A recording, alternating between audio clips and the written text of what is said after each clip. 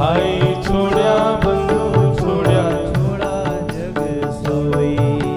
साधुअन संग बैठ बैठ साधुअन संग बैठ साधुअन संग बैठ बैठ साधुअन संग बैठ बैठ लोक लाज खोई रे मेरे तो गिरधर गोपाल मेरे तो गिरधर गोपाल। मेरे तो गिरधर गोपाल मेरे तो गिरधर गोपाल। दूसरों न कोई दूसरों न कोई मेरे तो गिरधर गोपाल। दूसरो न कोई दूसरो न कोई। बोलो गिरधर गोपाल की जय।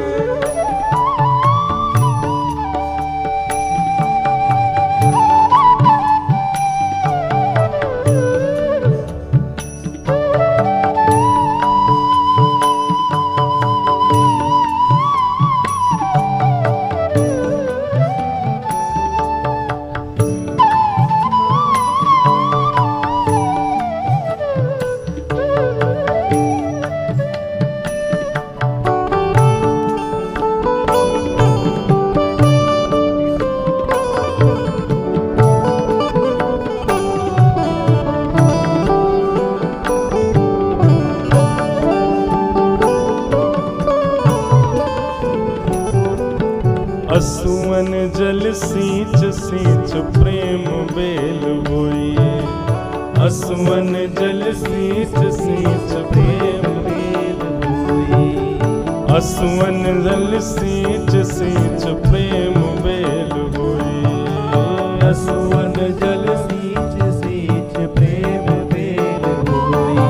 ओ अब तो बेल फैल गई अब तो बेल फैल गई अब तो बेल फैल गई अब तो बेल फैल गई। और आनंद फल हुई रे मेरे तो गिरधर गोपाल। मेरे तो गिरधर गोपाल।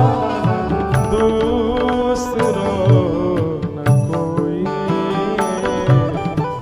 दूसरों न कोई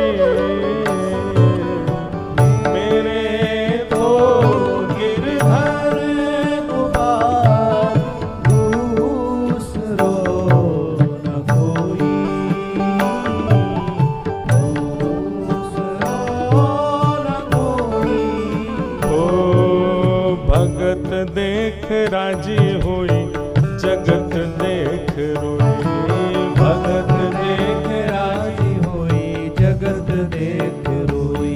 हाँ भगत देख राजी हुई जगत देख रोई। भगत देख राजी होई जगत देख रोई। हे दासी मीरा लाल गिरधर दासी मीरा लाल गिरधर दासी मीरा लाल गिरधर दासी मीरा लाल गिरधर तारो अब मोहे रे मेरे तो गिरधर गोपाल। मेरे तो गिरधर गोपाल। मेरे तो गिरधर गोपाल। मेरे तो गिरधर गोपाल। दूसरों न कोई दूसरों न कोई मेरे तो गिरधर गोपाल।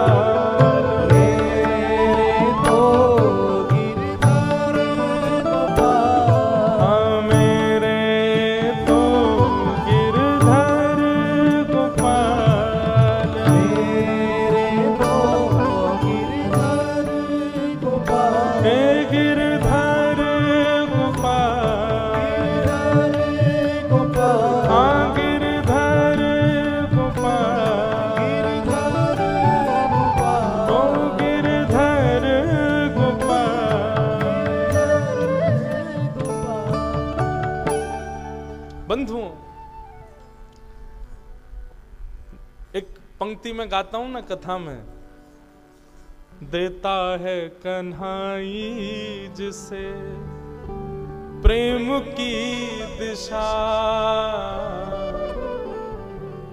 सब विधि उसकी लेता है परीक्षा।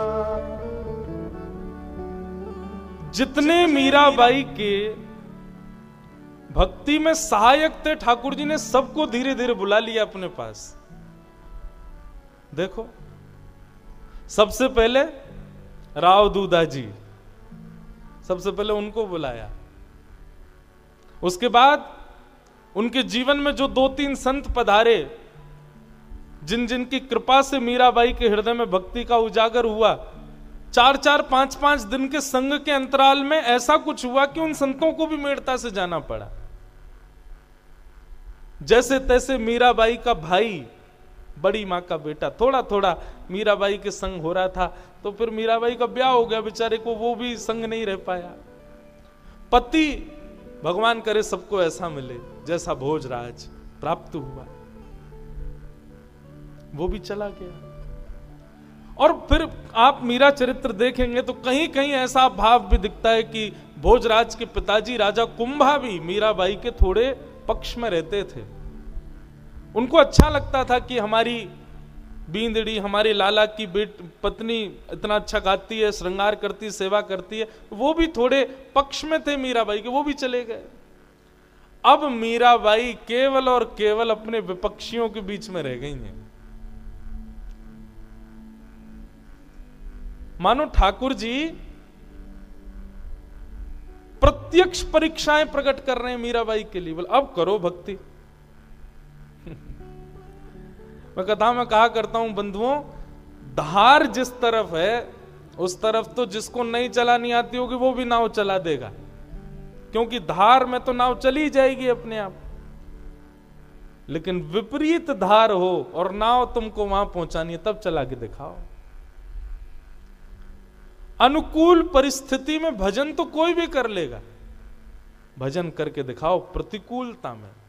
लेकिन मीराबाई के चरित्र में देखने को मिलता है कि जैसे जैसे प्रतिकूलताएं बढ़ रही हैं, त्यों त्यों मीराबाई और ठाकुर जी के समीप।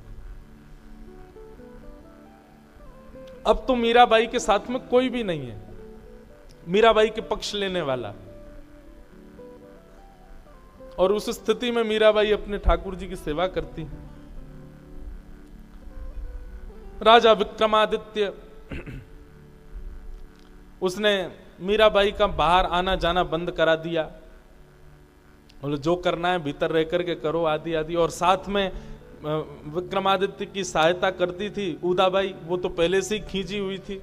उसको नेक के रूप में तुलसी माला जो दे दी थी मीराबाई ने, वो तो तब से ही परेशान बैठी थी।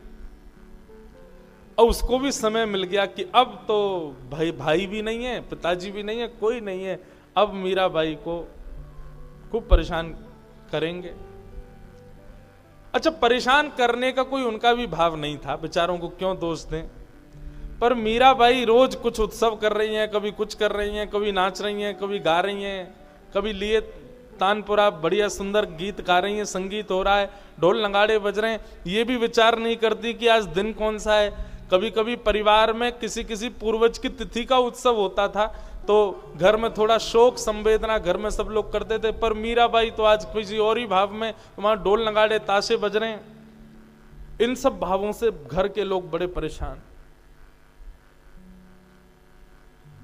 उदाबाई अपने भाई के पास बैठी थी। बोले अब तुम राजा हो, तुम्हारे हाथ में सत्ता है, तुम चाहो जो कर सकते हो। बोले क्या करें। बोले कि बाहर तो सब सुखी हैं लेकिन घर में ही दुखी हैं मीरा की वजह से। बोले सारे दुख की जड़ है वो मूर्ति जो इसके संग आई है गिरधर ठाकुर जी की, भैया उसी को ठिकाने लगवाओ। बोले कैसे करें, क्या करना पड़ेगा। उदाबाई बोली हमारे यहां कैद खाने में इतने सारे कैदी हैं, उसमें से कोई बढ़िया वाला चोर ढूंढवाओ और चोर से गिरधर लाल की चोरी करवा दो और चोरी करवा करके उसको कुआं में फेंकवा दो और इसी के उपहार में उस चोर को मुक्त कर देंगे। ये ठाकुर जी जा दिन चले जाएंगे हमारे महल से, वह दिन से मीरा बिल्कुल शांत हो जाएगी, दासी बन जाएगी हम दोनों की। विक्रमादित्य बोले बहन बहुत बढ़िया बात। कैदियों को बुलाया गया, बोले इन कैदियों में सबसे बढ़िया चोर कौन सा है? उस चोर को बुलाया गया, बोले सुनो तुमको एक काम करना है। बोले क्या? हमारे महल में एक रानी रहती है मीरा, उसके ठाकुर जी हैं गिरधर, उनको चोरी करना है, चोरी करके अर्धरात्रि में और उसको ले जा करके कुआं में फेंक दो। चोर बोला ये तो बहुत सरल काम है, मैं कर दूंगा। मीराबाई रात्रि में ठाकुर जी के श्रृंगार बढ़ा करके, ठाकुर जी का श्रृंगार हल्का करके, ठाकुर जी के चरणों में सुंदर इत्र की मालिश करके, ठाकुर जी के हाथ पांव दबाते भये अपने संग सुलाती हैं। और थोड़ी देर अपने संग सुलाने के बाद फिर ठाकुर जी की शयन शैया पर ठाकुर जी को विराजमान कर देती। बंधु मीरा चरित्र से सेवा भी सीख पाएंगे, सेवा कैसी होनी चाहिए। आप कुछ ना भी करो तो एक काम हमारे कहने से किया करो, अपने अपने घर के ठाकुर जी के रात्रि में शयन के समय, अभी गर्मी का समय, अब आपके गांधीधाम में सर्दी पड़ती है दिसंबर जनवरी में, थोड़ी बहुत पड़ती होगी, तो सर्दियों के समय में घी की मालिश, और अभी गर्मियों के समय में बढ़िया सुंदर खस का इत्र हो, गुलाब का इत्र हो, ऐसे सुंदर इत्र ठाकुर जी की पोशाक हल्की करके और फिर चरणों में बढ़िया ठाकुर जी के चरण दबाओ, और इस भाव से दबाओ कि ठाकुर जी आप पूरे दिन ऐसे ही बैठे रहते हो, लड्डू गोपाल ऐसे ही बैठे रहते हैं, त्रिभंगलली ठाकुर जी ऐसे ही बैठे रहते हैं, आपके पांव थक गए होंगे, हाथ पीड़ा में भर गए होंगे, ठाकुर जी अब आप सहज हो जाना। ऐसे ठाकुर जी के हाथ पांव दबाया करो रात्रि में। सेवा सवेरे भले ही विस्तृत ना हो, लेकिन ठाकुर जी का रात्रि शयन अच्छा होना चाहिए, इस बात का विचार किया करो। आप निश्चित मानिएगा ठाकुर जी का शयन बढ़िया होगा ना, स्वप्न में ठाकुर जी पधारेंगे, निश्चित उनका दर्शन होगा। शयन बढ़िया कराओ, क्योंकि सुबह तो श्रृंगार करके आप चले गए अपने कामों में, दुनिया भर की दुनियादारी में, रात्रि में कहीं जाना तो है नहीं, कक्ष में सोना है। उस समय ठाकुर जी की बढ़िया शयन की सेवा करके आओ। रात्रि के वस्त्र अलग रखो अपने, वो वस्त्र धारण करो ना धो के, ठाकुर जी को शयन कराने जाओ। और गाना आता हो तो फिर तो कहना ही क्या, बिहाग राग लो और ठाकुर जी को शयन कराओ। बिहाग राग सुना करके ठाकुर जी के नैनों में नींद भर आई, लालन के नैनों में नींद भर आई, ललिता श्री लालन जू की सेज सजावे, विशाखा भरे जल झाड़ी, लालन जू के नैनों में नींद भर आई। बहुत आनंद आएगा। सारे लाइट बंद कर दो मंदिर की, सुंदर दीप जलाओ और दीप के प्रकाश में ठाकुर जी को देखो, सुंदर इत्र लगा के थोड़ी देर निहारो, पद सुनाओ, और पद सुनाते सुनाते ठाकुर जी को शयन शैया पे सुलाए दो। और जब थोड़ी देर में बिल्कुल शांत और कुछ नहीं, बस बिहाग का थोड़ा स्वर चल रहा हो, ठाकुर जी के ऊपर थोड़ी देर हाथ ऐसे फेरते भये, चरण स्पर्श करते भये, ठाकुर जी को जब नींद लगे भाव की सो गए, दिया उठा के बाहर ले आओ, सो गए ठाकुर जी। बस ऐसे शयन कराओ ठाकुर जी को, निश्चित है स्वप्न में ठाकुर जी आएंगे। मीराबाई ने अपने लाल जी को शयन करा दिया, शयन करा के शयन सैया पे पौड़ा दिए। अब पौड़ा करके मीराबाई तो भाव ठाकुर जी के भाव साम्राज्य में चली जाती है। रात्रि में होते ही जैसे ही भाव साम्राज्य में गई, इतने में ही चोर आया, और चोर को सब मार्ग तो बता ही दिए, तो उदाबाई ने सब उसकी व्यवस्था करी दी थी। चोर आया, आकर के महाराज ठाकुर जी को लिया और लेकर के वो तो सीधे गया, वो जाकर के उसने कहीं ठाकुर जी कुआं में पधरा दिए। रात्रि निकल गई, प्रातःकाल का समय हुआ। सूर्योदय होते ही मीराबाई ने सुंदर दूध भोग, लड्डू भोग ठाकुर जी के सामने पधराए, और पधराने के बाद मंगला का पद गाया, ठाकुर जी को उठाने का पद गाया, और जैसे ही पद गाते गाते गाते मीराबाई ने जैसे ही झांपी जी खोली, शयन शैया के ऊपर से वस्त्र हटा करके देखा तो ठाकुर जी वहां नहीं। आहा, मीराबाई तो बेचैन हो गई। भैरवी एक पद है बंधुओं, मैंने गाया है लेकिन आज तक कभी कथा में नहीं गाया। वो पद इसी भाव में आता है कि मीराबाई के ठाकुर जी कहीं चले गए, व्याकुल हो गई, अचेत अवस्था में पड़ी हैं। आज सखियां कीर्तन गा रही हैं तो मीराबाई चिल्ला रही हैं, बोले कि अरे मुझे चेतना दिलाने के लिए कीर्तन मत करो, मेरा गिरधर कहां चला गया, अरे हमसे कोई भूल हो गई, अपराध हो गई। गोपी गीत का बैठ करके पाठ करने लगी, बार बार गोपी गीत सुनाने लगी। जोशी जी कहते थे कथा में कि गोपी गीत का पाठ करते ही ठाकुर जी प्रकट हो गए। जरूर मेरे अंदर कोई मान आ गया होगा, मैंने कुछ गलती करी होगी, सेवा में कोई अपराध बन गया होगा, इसीलिए ठाकुर जी चले गए हैं। गोपी गीत का पाठ सुनाने लगी। सुबह से शाम हो गई, शाम से रात्रि हो गई, रात्रि से पुनः से सुबह। 2 दिन हो गए, मीराबाई ने कुछ खाया नहीं पिया नहीं, बस रुदन कर रही हैं, मेरे ठाकुर जी कहां चले गए, मेरे श्याम सुंदर कहां चले गए। खोजने लगी, जैसे ब्रज की गोपियां रास मंडल के बीच से अंतर ध्यान हुए ठाकुर जी को ढूंढती हैं, जड़ चेतन सबसे पूछती हैं, ऐसी मीराबाई हो गई। सबसे पूछ रही हैं, अरे तुम ही बता दो ना मेरे श्याम सुंदर कहां हैं। खम्भ को देखती हैं तो देख करके उसमें कुछ मारने लगती हैं कि ये खम्भ फटे तो इसके भीतर से प्रकट हो जाए। प्रहलाद के लिए हुए थे ना। जड़ चेतन कौन सी वस्तु सामने आ जाए उससे पूछती हैं, तुमने मेरे ठाकुर जी को देखा? ठाकुर जी नहीं पधारे। 2 दिन हो गए, कुछ खाया नहीं है, कुछ पिया नहीं है, दास दासियां सामने खड़ी हैं, बोले गिरधर आ जाएंगे, आप कुछ पा लीजिए। बोले मेरे ठाकुर जी जाने कहां होंगे, उन्होंने कुछ पाया होगा कि नहीं, उन्होंने नहीं पाया मैं कैसे पालूं। जादू करके, जादू करके, जादू करके हो, जादू करके हो पिया कित गयो जादू करके। नंद नंदन पिया कपट जो कीनो, नंद नंदन पिया कपट जो कीनो, निकल गयो,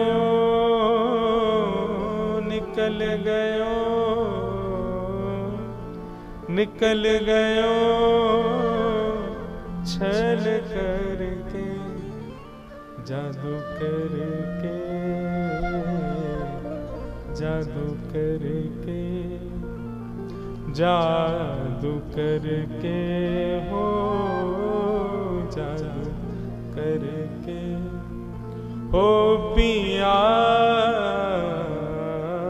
कित गयो जादू करके। मेरा दासी शरण जो आई, मेरा दासी शरण जो आई, मेरा दासी शरण जो आई, मेरा दासी शरण जो आई। ओ चरण कमल, चरण कमल, चरण कमल चित धर के, जादू करके, जादू करके हो पिया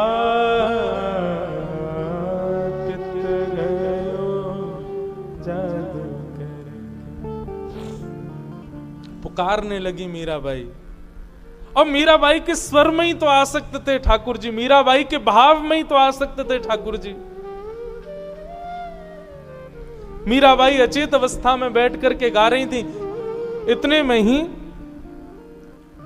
एक अद्भुत प्रकाश प्रकट हुआ गिरधर लाल जी के कक्ष में, और तभी सखियों ने देखा कि सिंहासन जो कि खाली पड़ा है 2 दिन से, अचानक देखा कि सिंहासन के ऊपर श्री गिरधर लाल प्रकट हो गए अपने आप ही।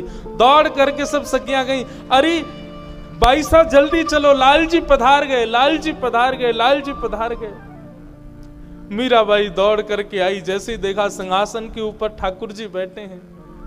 आहा, एक बार तो देख करके मूर्छित ही हो गई, फिर होश में आई, आकर के ठाकुर जी को हृदय से लगा लिया। बोले नाथ, आपसे एक ही प्रार्थना, कुछ भी कर देना, जीवन में आगे से कभी ऐसे छोड़ के नहीं जाना। 2 दिन मैंने बिता लिए, अगली बार यदि कभी गए तो एक क्षण भी जीवित नहीं रह पाऊंगी मैं, मुझे छोड़ करके कभी मत जाना। ढोल नगाड़े बजने लगे, ताशे बजने लगे, सहनाइयां बजवा दी, मंगल वाद्य गाने लगी मीराबाई। उदाबाई बोली, भैया ये ढोल नगाड़े क्यों बज रहे हैं? मीराबाई के ठाकुर जी तो चोरी हो गए, ये कैसी है? पति मर गया तब भी उत्सव मनाया था, मां मर गई तब भी उत्सव मनाया था, आज इसके ठाकुर जी चले गए तब भी उत्सव मना रही है, बताओ। कुछ सखियों ने आके कहा, बोले बाई जी ठाकुर जी गए नहीं है, ठाकुर जी प्रकट हो गए मीराबाई के। उदाबाई बोली, कैसे? मैंने तो चोर को भेजा था जाकर के वो ठाकुर जी को कुआं में फेंक के आओ, और वो चोर सही सलामत स्थिति में फेंक करके आया, कैसे आ गए ठाकुर जी? तुमने किसी और को देखा होगा। बोले नहीं, आप खुद चल के देख लो। उदाबाई गई, जाकर के देखा तो मीराबाई के कक्ष में तो बढ़िया उत्सव चल रहा था, नाच रही थी मीराबाई, और सामने सिंहासन पर ठाकुर जी बैठे बैठे नयन मटका रहे थे, उदाबाई को देख करके अपनी आंखें मटका रहे थे। उदाबाई तो देख करके हैरान हो गई, बोले अरे जी कहां से आ गए? बंधुओं, जो अज्ञानी लोग होते हैं ना, ठाकुर जी की कृपा को चमत्कार बोलते हैं। वो चमत्कार नहीं है, प्रत्यक्ष ठाकुर जी हैं। ठाकुर जी के नैन मटक्का देख करके महाराज उदाबाई तो बड़ी परेशान, बोली जी कहां से आ गए? उदाबाई गई भैया के पास, भैया मुझे तो लगता है कि ये इसके ठाकुर जी जो हैं ये कोई चमत्कारी ठाकुर जी हैं, साधारण नहीं है। बताओ, हमने तो वहां चोर से फिकवा दिए, वो कहां से प्रकट हो गए अपने आप? अब तो फिर से वही नाच गाने और पदावलियां सब शुरू हो गई। उदाबाई बोली, भैया कुछ तो करना पड़ेगा, इसके तो काम फिर शुरू हो गए, क्या करें? तब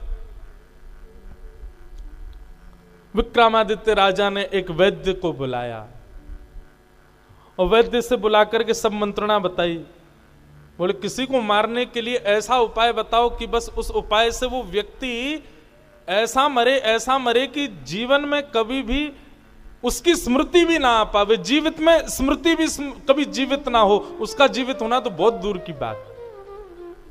तब वैद्य जी ने एक जड़ी बूटी बताई, बोले उससे एक विष निकलता है, वो विष इतना खतरनाक है, इतना खतरनाक है, बस इतना समझ लो महादेव ने जो कंठ में विष धारण किया उस विष के समान खतरनाक विष है।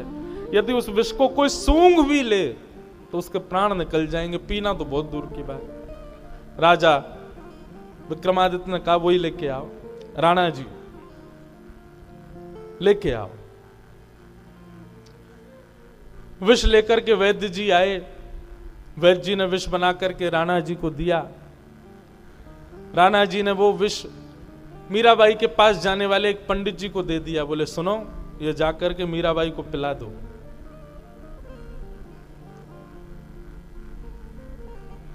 ब्राह्मण देवता बोले ऐसा क्यों कर रहे हैं भगवान आप? बोले जितना कहा जा रहा है उतना करो, अगर आपने हमारा काम किया तो हम आपको इतना धन धान्य देंगे कि आपको जीवन भर कुछ करने की आवश्यकता नहीं, सबका भला हो जाएगा, जाओ जाकर के विष दे दो। ब्राह्मण देवता बेचारे विष लेकर के आए।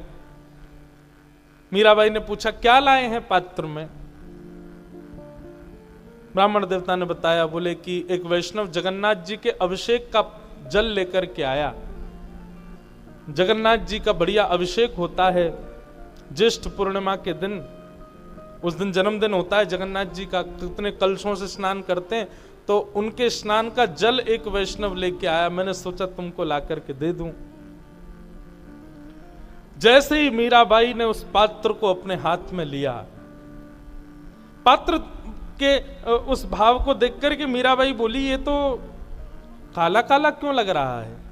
बोले, अरे तुम्हें नहीं पता जगन्नाथ जी दारू ब्रह्म हैं, और दारू ब्रह्म के मुखमंडल पर सुंदर सुंदर औषधियों से श्रृंगार किया जाता है। जब स्नान होता है तो वही औषधियां बह करके जल में आ जाती हैं, इसलिए जल काला हो गया।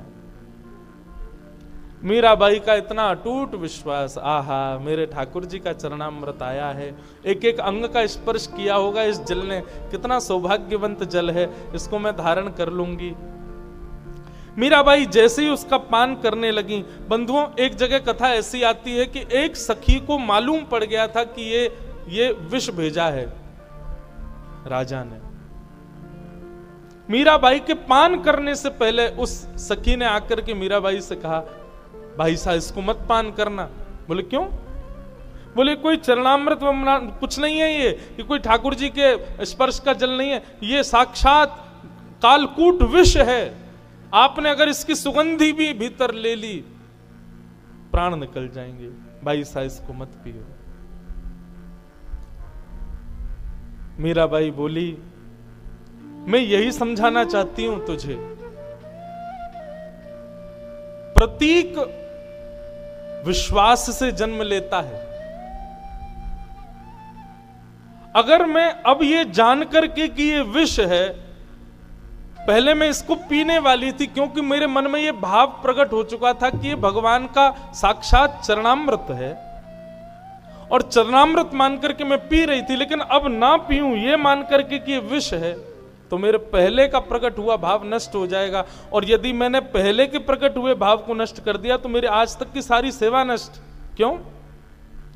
मां ने एक बारात देख करके मुझसे कह दिया था कि ये तेरे पति हैं। मैंने उसी विश्वास में पूरे विश्व से लड़ाई कर ली कि यही मेरे पति हैं।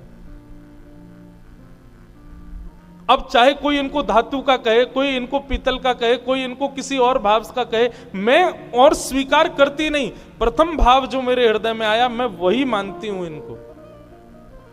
और यही बात मैं आज यहां भी लागू करूंगी। जब मेरे हाथ में यह पात्र आया तब मुझे कहा गया कि चरणामृत है, और चरणामृत भाव से मैंने इसको देखा, चरणामृत भाव से मैंने इसको हाथ में धारण किया। लेकिन अब मुझसे कोई कहे कि ये विष है, तो ये तो वही हो गया, मेरे गिरधर को कोई पीतल का कहे, मेरे गिरधर को कोई तांबे का कहे। जब मैं वहां इस बात को नहीं मान सकती तो यहां कैसे मान लूं कि ये विष है? मीराबाई का विश्वास। बार बार सखियों के रोकने पर भी मीराबाई अपने मुख से लगा करके संपूर्ण कालकूट विष को पी गई। झरोके में से उदाबाई देख रही थी और मन में विचार कर रही थी, अब पिएगी, पी करके, और पीते ही क्या एक घूंट जाएगा मुख में, तुरंत पूरी नीली पड़ जाएगी, गिर जाएगी, मुख से झाग निकल जाएगा, प्राण निकल जाएंगे इसके।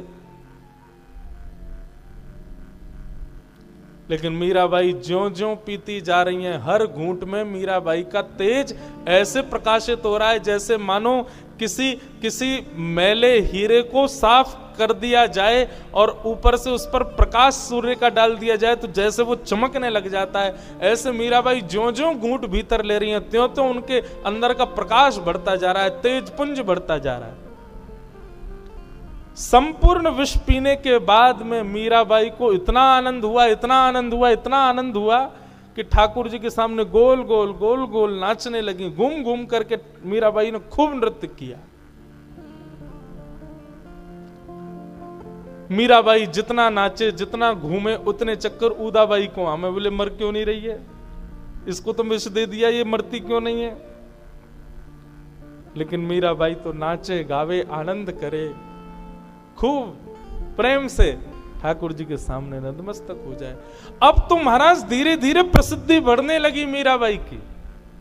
अब तो धीरे धीरे रानीवास में भी, राजमहल में भी पक्ष बटने लगे कुछ लोग मीराबाई के पक्ष में जाने लगे।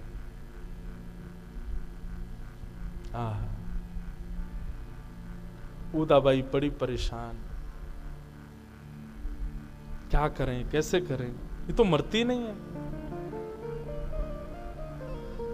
गिरधरलाल चोरी करवा दिए, प्रकट हो गए, विष पिला दिया, कोई असर नहीं हुआ। भैया मुझे तो ऐसा लगता है कि मीराबाई कोई जादू टोना सीख करके कहीं से आई है। इसने आकर के हमारे पूरे परिवार को तहस नहस कर दिया। अब अपना राज्य अखंड निष्कंटक राज्य करेगी। और अब तो देखो इसकी प्रसिद्धि बढ़ गई, मेवाड़ में लोग इसके दर्शन के लिए लालायित रहते हैं। चारों तरफ से राजमहल घिरा रहता है भीड़ से कि मीरा एक बार झरोके से हमको दिख जाए। भैया मुझे तो लगता है इसकी भावना ऐसी है कि धीरे धीरे मेवाड़ के लोगों को अपने पक्ष में कर लेगी और अपनी संतों की, महात्माओं की, वैष्णवों की, भक्तों की एक सेना बना लेगी और सेना बना करके गृह युद्ध करके आपको हरा देगी और मेवाड़ की राजकुमारी बन जाएगी। राणा जी ने जब ये बात सुनी तो और चिंतित हो गए। बंधुओं, भक्त की ऐसी कांक्षा नहीं होती। भक्त किसी पदवी के लिए कभी कुछ नहीं करता। हमारे जगन्नाथपुरी के श्री माधवदास जी का चरित्र आता है। श्री माधवदास जी महाराज वो जब जगन्नाथ भगवान का दर्शन करने जाते थे तो सामने बैठे श्री जगन्नाथ जी ऐसे झूमते थे और दर्शनार्थियों को दिखता था कि जगन्नाथ जी झूम रहे हैं। इस भाव से माधवदास जी की बड़ी प्रसिद्धि होने लगी। अब तो माधवदास जी अपने घर से जब जगन्नाथपुरी जाते तो लोग बाग पुष्प की पगडंडी बना देते, हाथ जोड़ करके सब खड़े हो जाते, जय जयकार करते, पुष्प वर्षा करते, खूब आनंद से। माधवदास जी को इससे इतना कष्ट होता कि ये सब मेरा इतना सम्मान क्यों कर रहे हैं। माधवदास जी जगन्नाथ भगवान से जाके कहते, भगवान आप ये सम्मान मुझे क्यों दिला रहे हो? तो जगन्नाथ जी बोलते हैं, तुम्हारी परीक्षा करने के लिए। अगर तुमने इस सम्मान को स्वीकार कर लिया तो निश्चित है मेरी भक्ति से तुम विमुख होते चले जाओगे, फिर सम्मान के आदी हो जाओगे। तो मैं तुम्हारी परीक्षा के लिए सब कर रहा था, परंतु माधवदास मैं तुमसे बड़ा आनंदित हूं, तुमने इस सम्मान को अस्वीकार किया।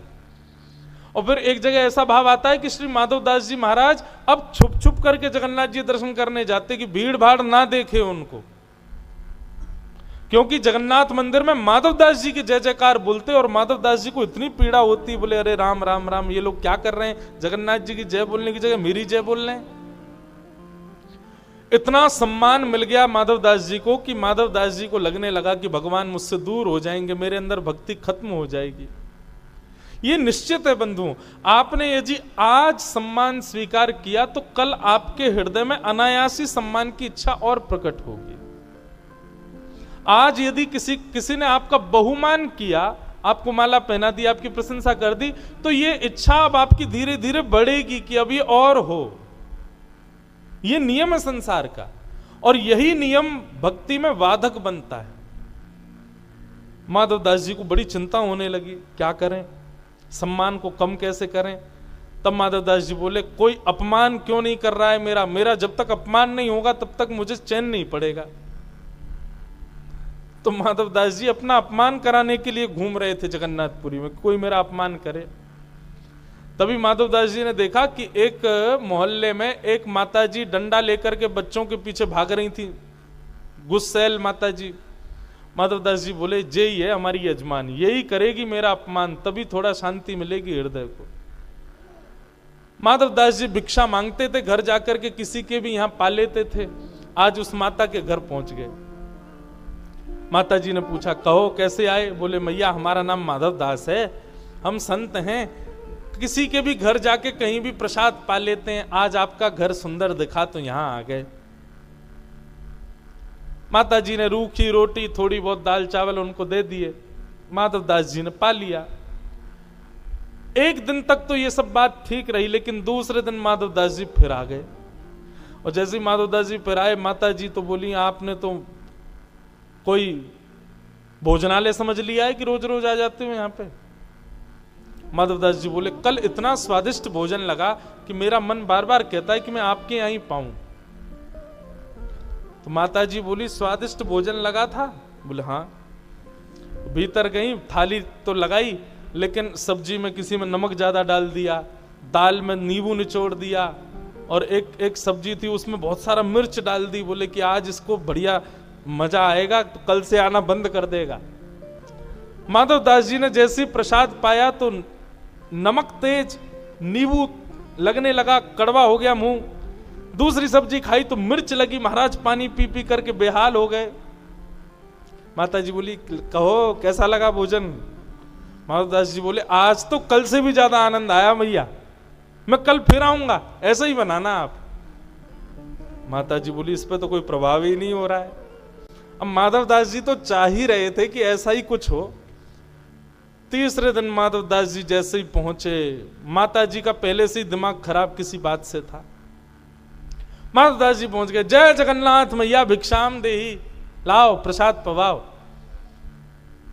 मैया ने उठाया पोंछा, और पोंछा उठा करके माधव दास जी के मुंह पे मारा, ले भिक्षा, खा ले इसको, भर ले अपना पेट। माधव दास जी के मुंह पर जब पोंछा आकर के पड़ा ना, माधव दास जी खूब रोए और कहा धन्यवाद मैया, आज लग रहा है कि अब मेरा मान खत्म हुआ, अब मैं ठाकुर जी के और समीप पहुंच पाऊंगा। बहुत ज्यादा सम्मान हो गया था मेरा, अब अपमान हो गया ना, तो अब थोड़ा बैलेंस लग रहा है हृदय में। सम्मानम कलयाति घोर गल्लम, भक्ति में सम्मान बाधा है बच्चों। मीराबाई का बहुत सम्मान होने लगा, परंतु यहां उदाबाई और राणा जी तो कोई षड्यंत्र छोड़ते नहीं। अब इन्होंने एक नया षड्यंत्र रचा। बोले विष पी करके भी कुछ नहीं हुआ, अब एक काम करो। बोले क्या? मीराबाई को सर्प से डसवा दो। बोले ऐसे कैसे सर्प से डसवा दें, क्या कैसे क्या करना पड़ेगा? बोले कि मीराबाई को पुष्प की सेवा करने का बड़ा चाव रहता है, ठाकुर जी की बड़ी पुष्प की सेवा करती है, डलियाओं में पुष्प आते हैं, कल की सेवा में आने वाले पुष्प निकाल करके उस डलिया में सर्प रख देंगे। मीरा जैसी पुष्प सेवा करने के लिए डलिया खोलेगी, सर्प निकलते ही डस देगा, तब तो इसको मरना ही पड़ेगा। और वही हुआ। अगले दिन जैसे ही महाराज पुष्प आए सेवा के लिए आए पुष्पों को सबको निकाल दिया, और एक सपेरे को बुला करके एक भयानक सर्प उस डलिया के भीतर रख दिया। मीराबाई के कक्ष में जब वो डलिया पहुंची, मीराबाई ने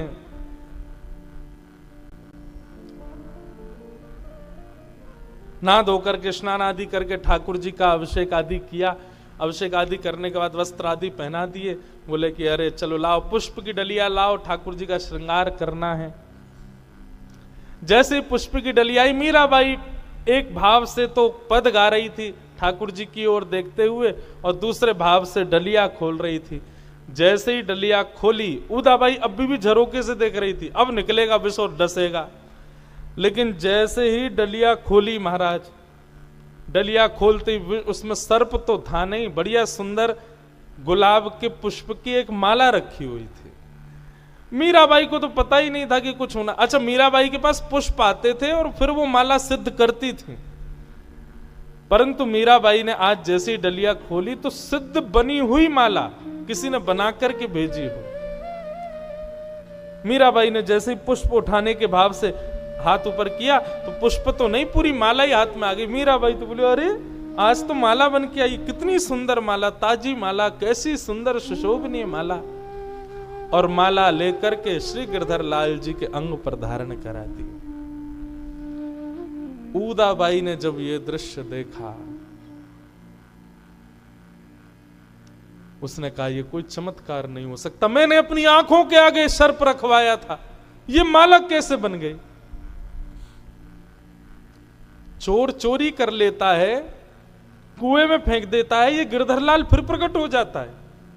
कालकूट विष पिलाने के बाद मीराबाई का तेज प्रकाशित हो जाता है, डलिया में रखा हुआ सर्प पुष्प बन जाता है, ये चमत्कार नहीं हो सकता। उदाबाई का मन परिवर्तित हो गया।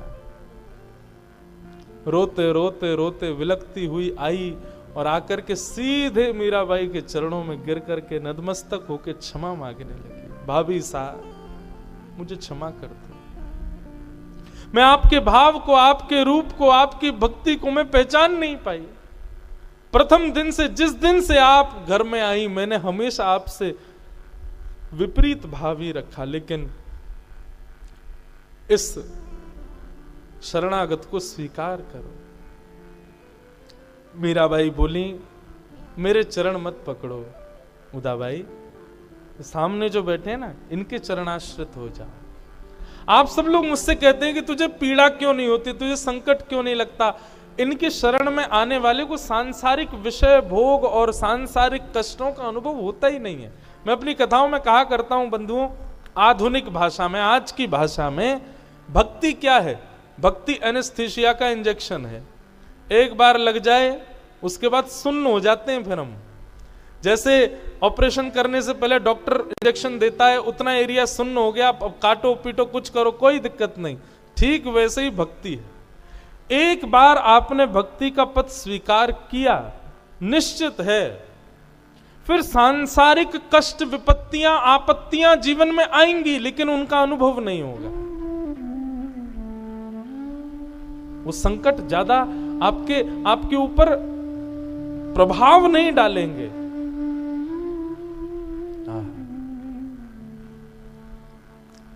मीराबाई उदाबाई को लेकर के ठाकुर जी के चरण में पहुंच गई। हाँ, उदाबाई बोली, भाभी आप प्रथम दिन जब घर में आई थी तो मैंने आपसे नेक मांगा था, आपने मुझे तुलसी माला दी थी, मैंने आपको वापस कर दी थी। अब आज मैं आपसे पुनः नेक मांग रही हूं, मेरा नेक वापस कर दो। जो आपने तब दिया था मैंने स्वीकार नहीं किया, आज अपने हाथों से पहना दो। और मीराबाई गई दौड़ करके, अरे कोई वैष्णव बनना चाहे तो भक्त को तो और आनंद आ जाता है। मीराबाई दौड़ करके गई, निकाल करके लाई तुलसी की माला और गिरधर लाल जी के सामने उदाबाई के कंठ में धारण करा दी। बोलो भक्त वत्सल भगवान की। भक्ति का स्वरूप ये हो बंधु, भक्ति ऐसी हो कि विपरीत व्यक्ति भी आपके योग्य बनकर के आपके जैसे समान ही हो जाए।